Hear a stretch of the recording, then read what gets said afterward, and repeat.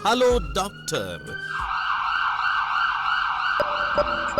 दौड़ती भागती जिंदगी में रखिए अपनी सेहत का ख्याल।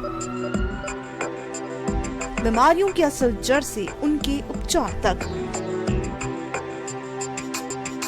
जानिए विशेषज्ञों की राय के साथ अपनी बीमारियों का सही उपचार। Hello doctor.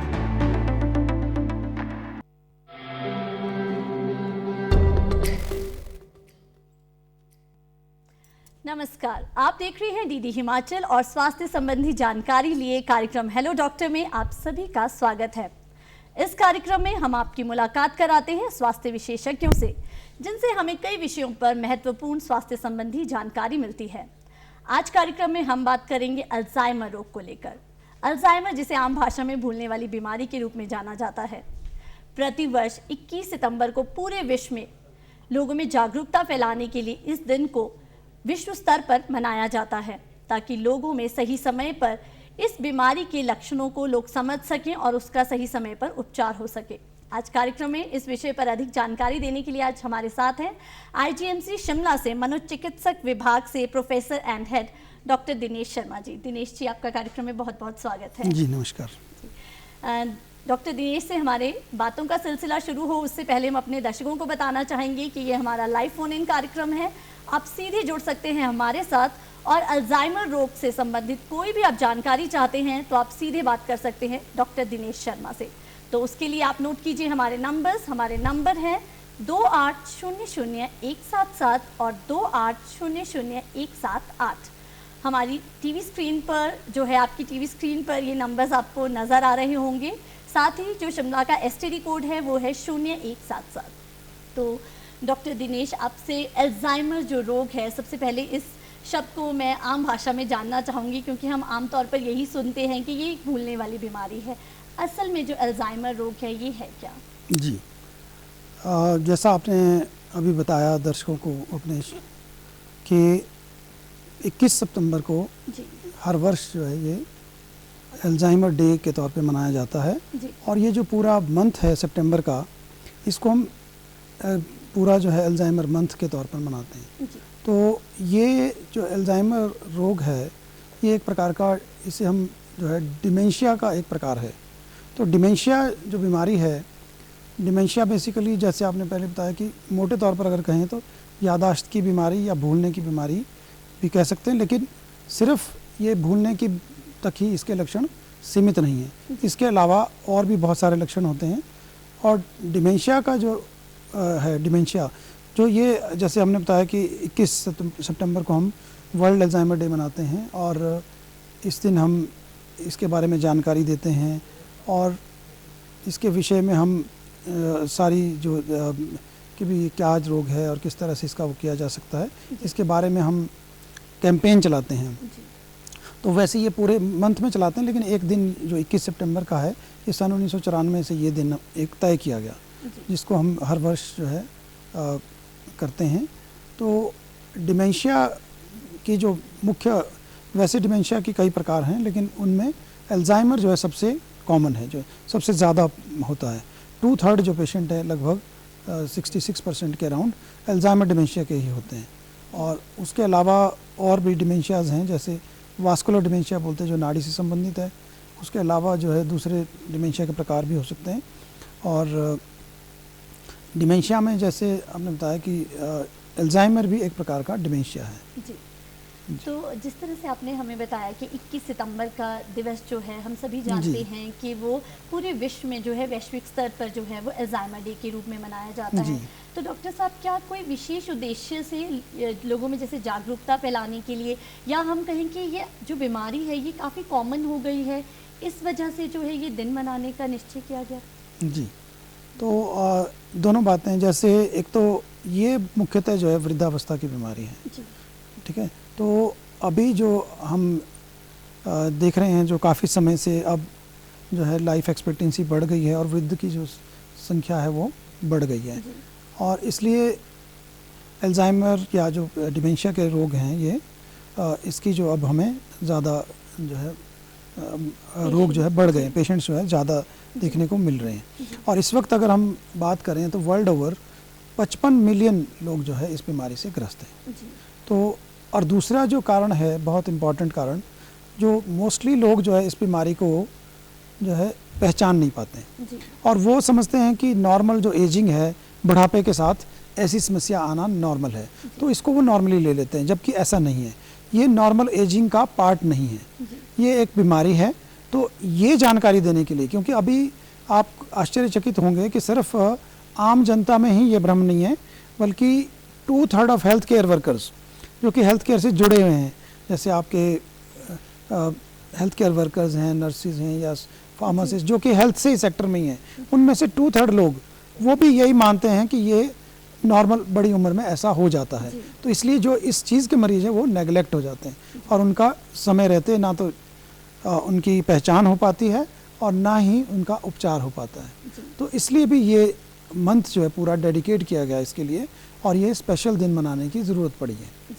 तो क्या इसके लिए स्पेशल जो है, जिस तरह से आपने कहा कि पूरा मंथ जो है ये सेलिब्रेट किया जाता है, तो हॉस्पिटल्स में या फिर जो बाकी आपके छोटे नर्सिंग होम्स हैं अलग अलग जगह पर, क्या इस तरह के निर्देश दिए जाते हैं आपके विभाग द्वारा कि लोगों को इसके प्रति जागरूक किया जाए? जी, विभाग द्वारा एक जनरल जो इंस्ट्रक्शन है कि जो भी मेंटल हेल्थ से रिलेटेड डेज हैं उनको मनाया जाए, तो उसमें डेफिनेटली ये भी एक डे आ जाता है। तो उसमें एक स्पेसिफिक निर्देश एक डे के लिए नहीं होता है, जैसे हमारे चाहे सुसाइड प्रिवेंशन डे है, वर्ल्ड मेंटल हेल्थ डे है या आपका अल्जाइमर डे, सभी डेज में जानकारियाँ प्रदान की जाए जिससे ज़्यादा लोगों तक जो है ये जानकारी जो है पहुँच सके। जी, क्योंकि जागरूकता मुझे लगता है ये बहुत ज़्यादा ज़रूरी है। जिस तरह से आपने कहा कि अभी बहुत सारे लोग, बिल्कुल, अभी अगर मेडिकल सेक्टर में ही लोगों को इसके प्रति जागरूक नहीं है, तो मुझे लगता है आम लोगों में इसमें इसकी जागरूकता में बहुत कमी है।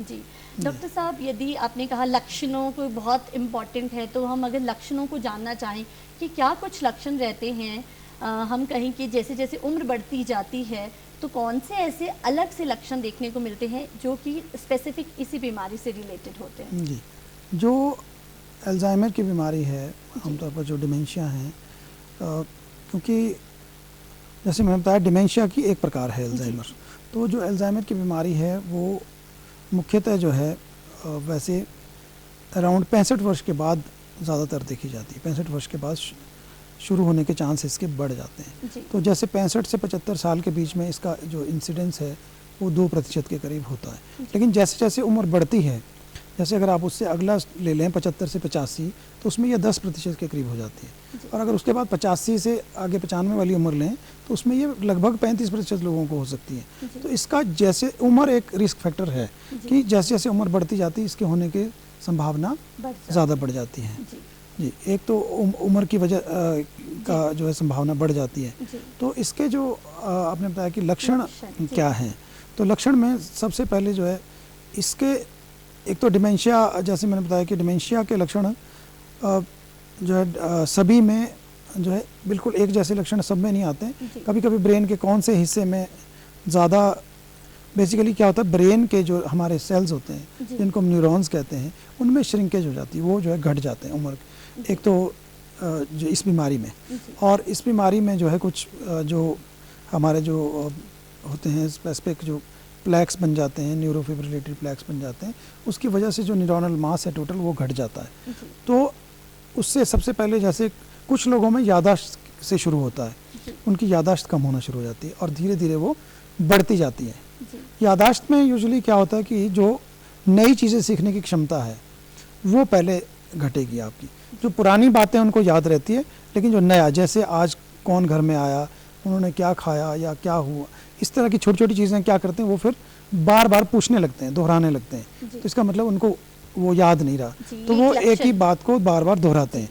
और फिर उसके अलावा उनको जो है जैसे आपकी, जैसे फॉर एग्जांपल यहाँ गमला है या कुछ और, उनको इसके लिए शब्द नहीं सूझ रहा होता, उनके माइंड में ये शब्द जो है जल्दी से नहीं आता है। और इसके अलावा कई बार उनके जो है लैंग्वेज में, भाषा में भी उनको दिक्कतें आने लगती हैं। और उसके अलावा जो इमोशंस हैं उस पर भी उनका कंट्रोल उतना नहीं रह जाता है, तो जो इमोशनल कंट्रोल है उसमें भी कमी आ जाती है। और इसके अलावा व्यवहार में और सोच में भी परिवर्तन आ सकते हैं। जैसे व्यवहार में कई बार उनको जो है ज़्यादा गुस्सा आने लगता है, क्योंकि उनको चीज़ें समझ नहीं आ रही होती और दूसरे लोग उनको समझ नहीं पा रहे होते, तो उसकी वजह से उनमें गुस्सा, चिड़चिड़ापन और नींद में कमी, या कभी कभी उनमें शक पैदा होने लग जाते हैं। जैसे बहुत बार क्या होने लगता है कि उनको लगता है कि क्योंकि वो भूल रहे होते हैं इसलिए उनको चीज़ें मिल नहीं रही होती, तो उनको लगता है कि किसी और ने चीज़ें चोरी कर दी हैं, तो वो घर के लोगों पर चोरी का इल्ज़ाम भी लगा देते हैं। और उनको लगता है, और कभी कभी उनको ऐसा लगता है कि ये मुझे, क्योंकि उनको खाना याद नहीं रह रहा, तो वो ऐसा भी बोल सकते हैं कि मुझे खाना दे ही नहीं रहे। तो इस तरह से धीरे धीरे ये चीज़ें जो है उनकी बढ़ती जाती हैं। तो एक किस्म से ऐसे समझिए कि यादाश्त है, उसके अलावा सोच में परिवर्तन है, और उसके अलावा इमोशंस में भावनात्मक परिवर्तन है, और उसके अलावा व्यक्तित्व के पर्सनैलिटी में चेंजेस हैं। तो सिर्फ यादाश्त नहीं है, उसके अलावा भी बहुत सारे जिनको हम बोलते हैं, इनको हम बोलते हैं ग्लोबल इंटेलेक्चुअल फंक्शनिंग जो है वो कई उसके जो है कई एरियाज़ में, कई जो एरियाज़ हैं उसमें प्रभावित हो जाती है। जी, तो काफ़ी अलग अलग तरह के जो लक्षण हैं वो लोगों में सब में देखने को मिलते हैं। हो सकता है किसी के व्यवहार में परिवर्तन हो, जैसे आपने कहा, या फिर किसी की भाषा में। तो हर व्यक्ति में जो ये परिवर्तन है ये अलग अलग तरह से होते हैं। जी, जिस तरह से डॉक्टर साहब आपने कहा कि ये आयु के अनुसार जिस तरह से एज बढ़ती जाती है तो उसमें वो ज़्यादा देखने को मिलती है ये जो बीमारी है। आपसे ये जानना चाहूँगी, क्या ये महिला या पुरुषों में भी किसी तरह का ये देखने को मिला है इस रोग में कि महिलाओं को ज़्यादा है, या पुरुषों में ये बीमारी जो है ज़्यादा देखने को मिलती है? जी, ये सभी जाति वर्ग या आप कहें कि जेंडर सभी में समान रूप से पाई जाती है। इसमें ऐसा कोई वो नहीं देखा गया है, लेकिन ये ज़रूर है कि जिनमें परिवार में पहले समस्या हो, जिसको हम जेनेटिक रिस्क कहते हैं, अगर जेनेटिक है कंपोनेंट है तो उनमें संभावना ज़्यादा बढ़ जाती है, औरों से ज़्यादा होती है। तो एक जेनेटिक फैक्टर भी है इसमें जिसमें ज़्यादा हो सकती है, या और भी इस तरह के फैक्टर्स भी होते हैं, जैसे किसी को ब्रेन ट्यूमर या कोई ट्रॉमा हो गया, चोट लग जाती है, तो उसके बाद भी होने के चांसेस बढ़ जाते हैं। और उसके अलावा एनवायरमेंटल फैक्टर में स्ट्रेस फैक्टर्स भी कई बार काम करते हैं कि जिसकी पहले से वल्नरेबिलिटी है, जिसको होने के चांस ज़्यादा है, उसको अगर कोई लाइफ इवेंट हो जाए, जैसे उसकी मान लीजिए उनके डेथ्स हो जाएं, कई बार ऐसा होता है कि किसी के वाइफ की डेथ या फिर ब्रदर की किसी और की डेथ, तो उसके बाद भी उसके शुरू होने के चांस बढ़ जाए, उनको हम प्रेसिपिटेटिंग फैक्टर बोलते हैं। कुछ रिस्क फैक्टर होते हैं, कुछ इसमें प्रेसिपिटेटिंग फैक्टर भी हो सकते हैं जो इसको बीमारी को जल्दी बाहर ला सकते हैं।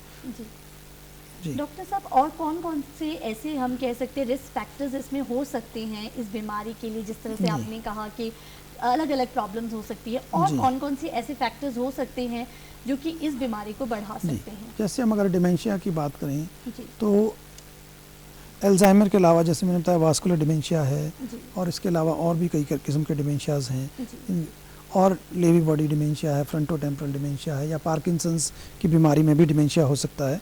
तो मोटे तौर पर जब हम शुरू में, तो इसलिए एक असेसमेंट बहुत ज़रूरी होता है कि कौन सी प्रकार का डिमेंशिया है, क्योंकि जो अल्जाइमर की जो बीमारी है उसका जो डायग्नोसिस है वो हम एक किस्म से ऐसे कह सकते हैं कि एक्सक्लूजन का डायग्नोसिस है। उसमें हम बहुत सारे टेस्ट करने के बाद जैसे हम बता सकते हैं कि अल्जाइमर हो सकता है, क्योंकि लक्षण मिलते जुलते होते हैं। जो जैसे वास्कुलर डिमेंशिया, उसमें रिस्क फैक्टर जो है आपका स्मोकिंग है, अल्कोहल इंटेक है, ब्लड प्रेशर ज़्यादा है, कोलेस्ट्रॉल है, ये वाले फैक्टर्स भी इसमें जो है डिमेंशिया में हो सकते हैं।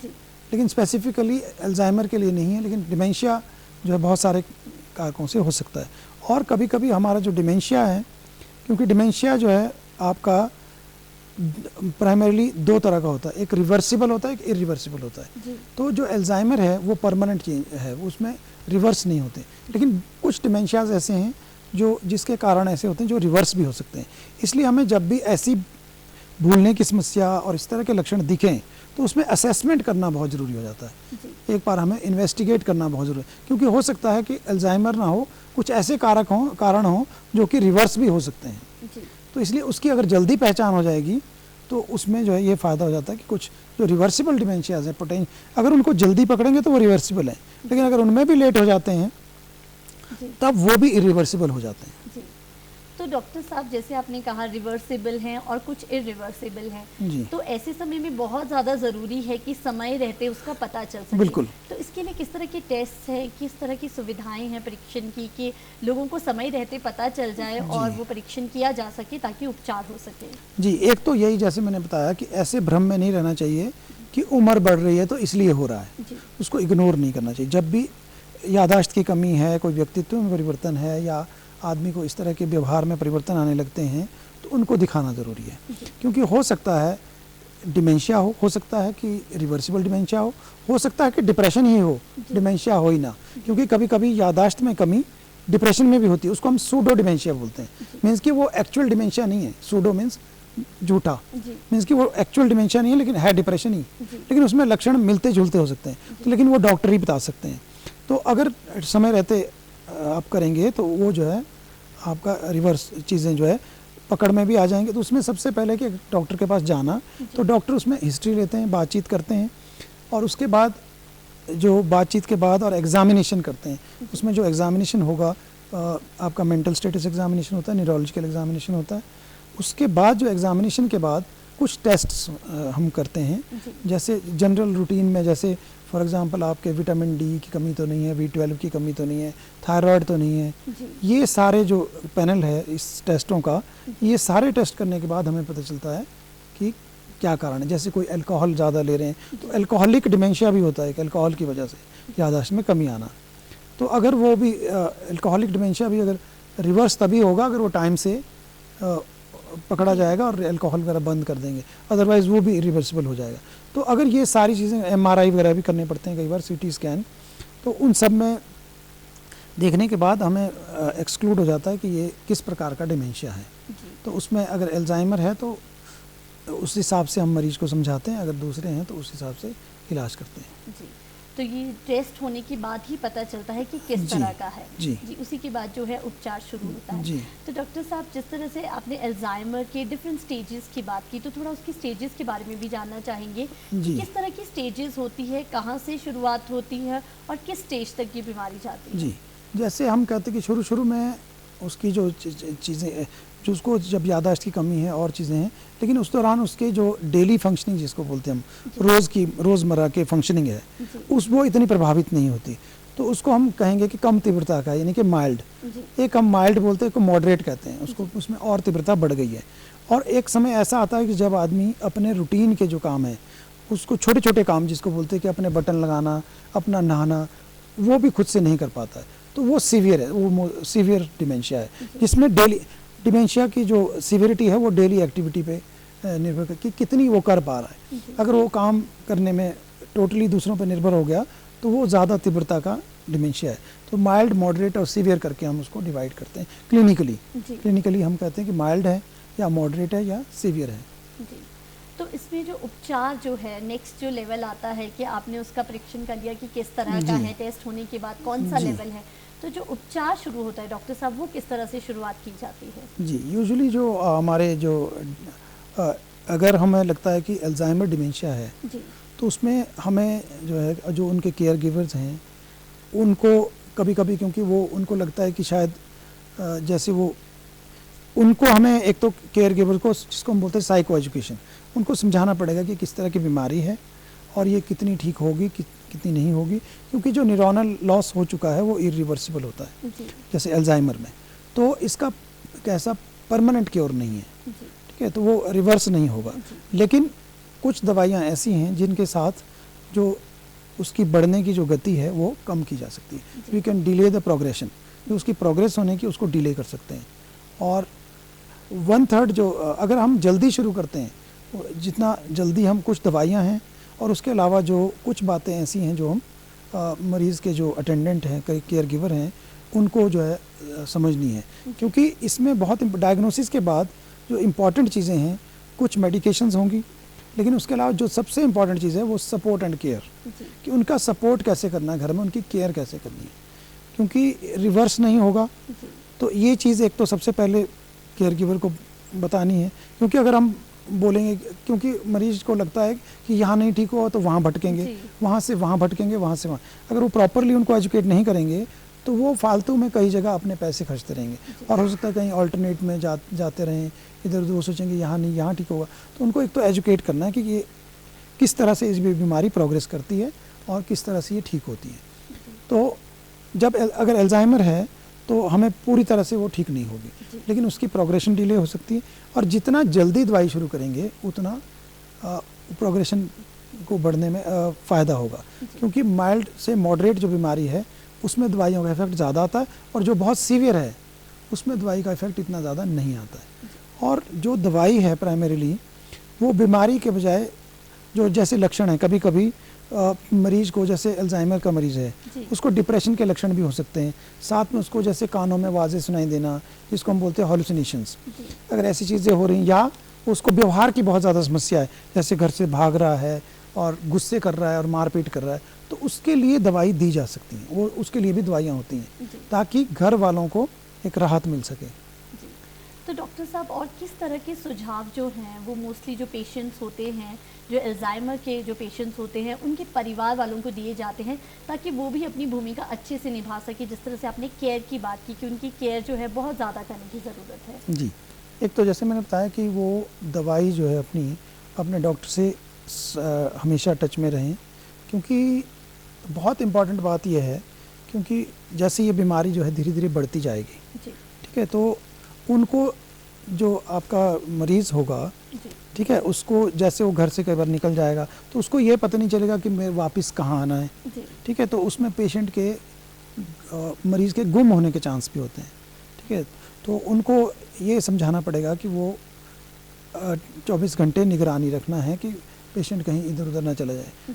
और दूसरा, जैसे नींद नहीं आ रही अगर रात में, तो उसके लिए उसको दिन में थोड़ा बिजी रखें ताकि वो रात को थक जाए और सो जाए, क्योंकि कभी कभी क्या होता है वो दिन में पड़ा रहेगा या दिन में सो जाएगा तो रात को फिर वो परेशान करेगा, है ना। तो उस वजह से उसको ये छोटी छोटी बातें हमें समझाना पड़ेंगी, क्योंकि जब एक बार दिमाग के सेल कमज़ोर हो गए हैं तो ऐसा समझ लीजिए आप कि वो एक किस्म से जैसे बच्चे का व्यवहार होता है, ठीक है, वैसा हो गया है, ठीक है। तो कभी कभी क्या होता है, पेशेंट के जो अटेंडेंट हैं वो ओवर एक्सपेक्ट करने लग जाते हैं, उनको लगता है कि इतनी छोटी बात नहीं समझ रहे हैं और वो उसके ऊपर जोर डालने लगते हैं कि ये तो समझ आ जानी चाहिए, है ना। तो उससे पेशेंट ज़्यादा गुस्से हो जाते हैं, ठीक है, तो उनके ऊपर जोर डालने की ज़रूरत नहीं है, और सबसे इम्पॉर्टेंट है कि उनके ऊपर ज़्यादा जोर नहीं डालना है। तो ये आपको दिमाग में हर वक्त रखना है कि इनकी याददाश्त कम है, आपको याद रखना है कि इनको याद नहीं रहता, क्योंकि अगर आप बोलोगे कि इतना सा तो आप भी कर सकते हैं या इतना हो सकता है, तो और ज़्यादा खिंच जाएंगे और ज़्यादा व्यवहार में समस्या बढ़ेगी। और दूसरा, जैसे गुम होने का खतरा है तो उसमें इम्पॉर्टेंट है कि उनको एक आइडेंटिटी कार्ड या उनमें उनके पास ऐसी चीज़ रखें जिससे कि कोई अगर बाहर से उनको ला सके।